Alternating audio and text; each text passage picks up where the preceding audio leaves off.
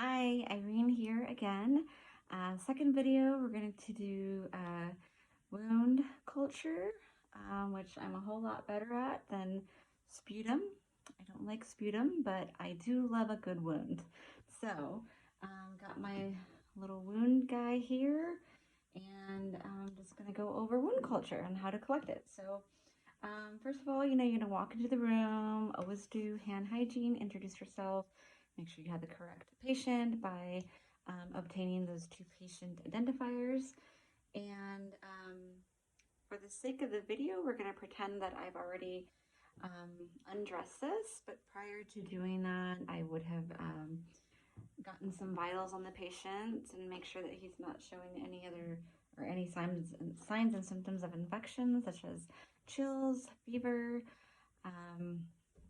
and ask him to rate his pain at the wound site.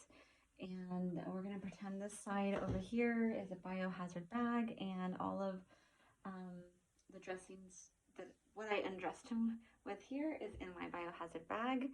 And I'm going to do that with regular gloves, and then I would put on some sterile gloves. And now it is time to assess my wound.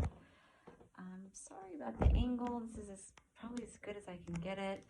But anyhow, with my sterile glove, I would kind of touch around, just kind of assessing the wound and see if it's swelling, what the drainage is like, how much drainage, the color of the drainage, and does it have an odor as well? Sometimes they have an odor. And then I would take off my sterile gloves, put that back in here. Oh no, sorry. I would get my antiseptic swab and clean around the edges. Okay, this is my antiseptic swab. And I would clean, see that here, just kind of clean around the edges, wipe off any of the discharge here. Then I would throw it into the biohazard. Now I would take off my sterile gloves and put that into the biohazard bag, get my biohazard bag and take it and throw it in the appropriate disposal spot. Now I would also perform again hand hygiene, go back to my wound, and I'm going to be doing an aerobic culture today. And I would open up my aerobic culture swab here, and then I would put on another set of sterile gloves, and then I would do my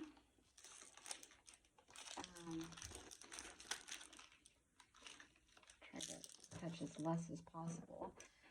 So usually you just pop off like this here. And for the aerobic, you would just want to get some like fresh exudate or discharge. You don't have to go into deep. That's more for an anaerobic swab. But this is just an aerobic swab. So I'm just going to go there and kind of twist that around, place that in here. And prior to doing so, I probably would have printed out some labels and put that on here. And then usually you'll put it into a lab specimen bag, and then, whatever the policies are within that agency, you would send down to the lab, and then also follow up with the lab results and go from there to see if there's anything else that you need to do with those results.